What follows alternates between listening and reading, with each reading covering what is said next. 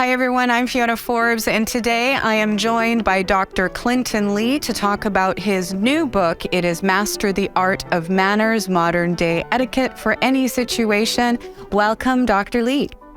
Thank you very much indeed, Fiona. And if I can ask the audience just to observe when Fiona so graciously introduced me, and thank you very much for those kind words.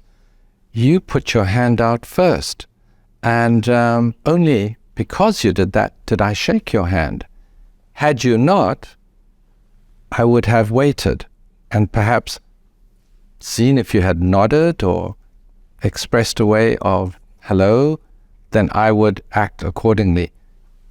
Absolutely do not put your hand forward first when you are being introduced to a lady. So, because if you do, and let's say Fiona really didn't want to shake hands with me or whoever it was, especially now that, with the pandemic situation that we've gone through, and there are still those that don't feel comfortable shaking hands. So, as a gentleman, don't do that first. Always wait for the lady. That's wonderful advice, because I think a lot of people aren't sure what to do. As you said, coming out of the pandemic, a lot of us are finding ourselves in business situations and we may not know what to do, but there is etiquette that we can learn, we can practice for different situations and cultures. And before we get into the details, Dr. Lee, let's talk about etiquette. What is etiquette, and where did this whole idea of social rules, whatever you want to call them, manners, come from? Well, it really goes all the way back for many thousands of years. And one of the very first books that was written on etiquette was by an Egyptian author, one of the Pharaoh's advisors. And he wrote manners of how you ought to behave in the presence of the nobility. And through the ages, that has continued, whether it's from Confucius or whether it is from the Italians. There has always been a major contribution through different countries and through the ages. What many of us are more familiar with is, etiquette, that's very snooty. You've got to put your finger out when you hold a glass of wine. Well, it's much more than that. When you meet people, etiquette is a language. And if you don't communicate with people in the way that they feel comfortable, you are alienating yourself. And let's talk about etiquette and manners and how it fits into a business situation.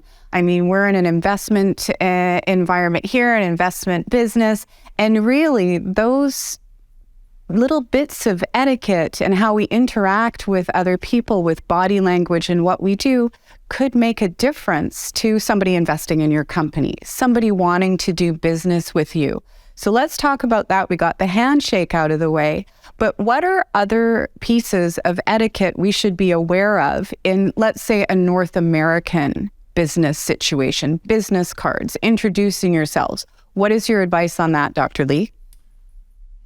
It really depends on two major factors. One of them, I would say, is dependent on the culture that you are interacting with. If it is an individual who's also from North America, raised in North America, then it would be quite acceptable. Pull out the business card. Hey, John, here's my business card. Give me a call when we're ready, and you tuck it away.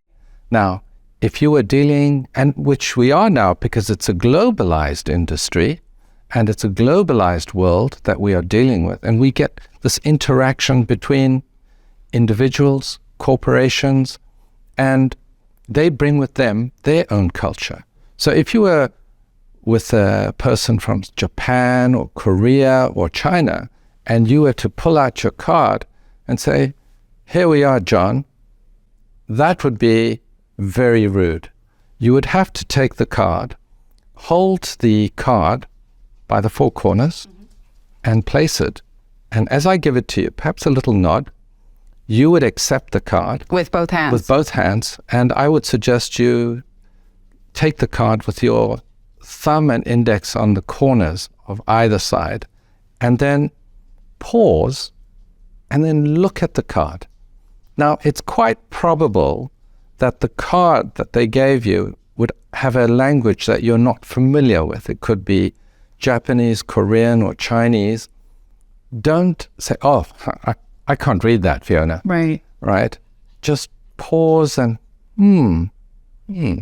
And then if you needed to, you could flip it over and then give it the respect, because it is a significant moment when they give you their card. So it's a sign of respect, really, and a sign of respect to accept it the way, whatever culture that you're dealing with, and knowing those things in advance. Yes. Now, you mentioned in the business context, in the world of business, if we are going to simplify it, you want something and I have it, or I have something and you have it, and we have to come to an understanding. It's like a relationship, really, isn't it? And in order for that to happen, we must speak the same language.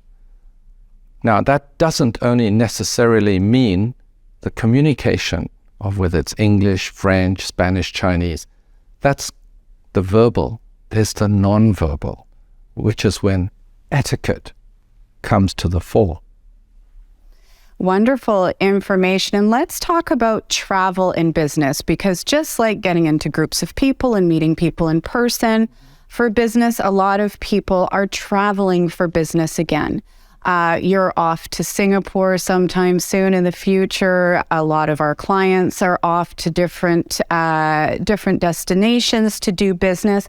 How can you prepare yourself so that you understand culturally how to interact in a business situation? We know you've got your book coming, and that is definitely one way. But how can we familiarize ourselves so that when we are entering into another country, another culture, we know these things in a business situation? But most of business transactions are conducted and finalized over the lunch or dinner table. Many might not agree and would say that it's at the conference or at the meeting room. But for those veterans, they know it's already been predetermined by meetings that they've had before. So if you are going to travel, I would suggest that you are very familiar with the practices and the mannerisms when it comes to wining and to dining. So if you're in Asia, let's use as an example, you are the CEO of a company that I would like to conduct business with. I am not of the same stature as you. I could be the senior sales director of this other company. So when we cheers, would you mind, Fiona? So when we cheers, I must ensure that would you mind? My glass is always lower than your glass. A little bit of hierarchy. Exactly. Yeah. If I was to do that, my glass is higher than yours. I'm not showing you respect. Now,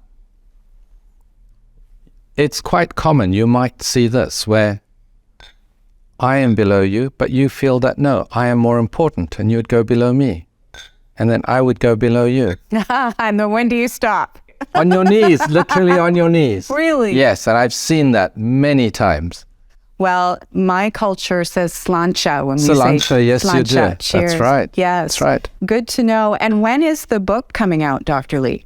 I'm delighted to say that the book has been earmarked for the 17th of October this year.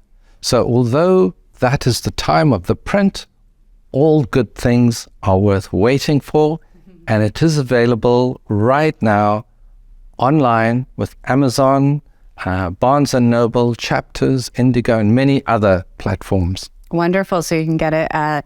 Make sure that you get your hands on it. Well, Dr. Lee, we will definitely have you back because I have so many more questions about etiquette around the world. But thank you so much for joining me today. It's been a pleasure. And one last parting note. Yes. When you're sitting with Asians, you are conducting business, don't fidget with your leg like that.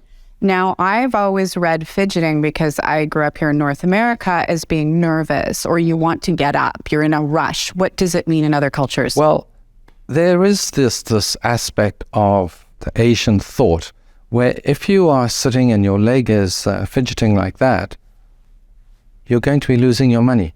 And that's not what you want to do in a So business why would situation. anybody want to get into business with you if we can see you ready, you're going to lose money?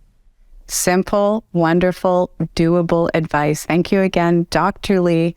I'm Fiona Forbes for Investment Pitch Media, and we shall see you again next time. See, I'm going to shake your hand. I'm offering it first. Thank you very much. Thank you. Thank you, Fiona.